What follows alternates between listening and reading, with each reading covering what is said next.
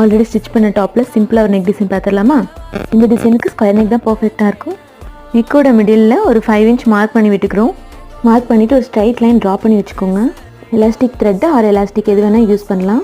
Use பண்ணி இது மாதிரி ஸ்ட்ரைட்டாக மார்க் பண்ண லைனில் ஸ்டிச் பண்ணி விடணும். மார்க் பண்ணியிருக்க லைன் மேலேயே எலாஸ்டிக் வச்சு ஸ்டிச் பண்ணணும். ஸ்டிச் பண்ணும்போது எலாஸ்டிக்கை நல்லா இழுத்து வச்சு ஸ்டிச் பண்ணணும். எவ்வளோ தூரம் மார்க் பண்ணியிருக்கோமோ அது வரைக்கும் ஸ்டிச் பண்ணால் போதும். நம்ம லைன் மேலேயே ஸ்டிச் பண்ணும்போது எலாஸ்டிக்கும் நல்லா ப்ராப்பராக ஸ்ட்ரைட்டாக வரும்.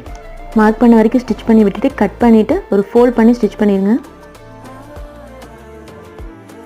அண்ட் தென் ஃபேப்ரிக்கை திருப்பி போட்டு திரும்ப ஸ்டிச் பண்ணது மேலேயே அகைன் இன்னொரு ரிவர்ஸ் ஸ்டிச் போட்டுக்கலாம்.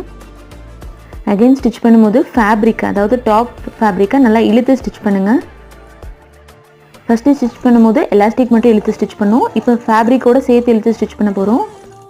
அவ்வளோதான், இந்த ஈஸியான நெக் டிசைன் ரெடி ஆயிடுச்சு. வியர் பண்ணி பார்த்தோன்னா ரொம்பவே அழகாக இருக்கும். அண்ட் தேங்க்ஸ் ஃபார் வாட்சிங். டாடா.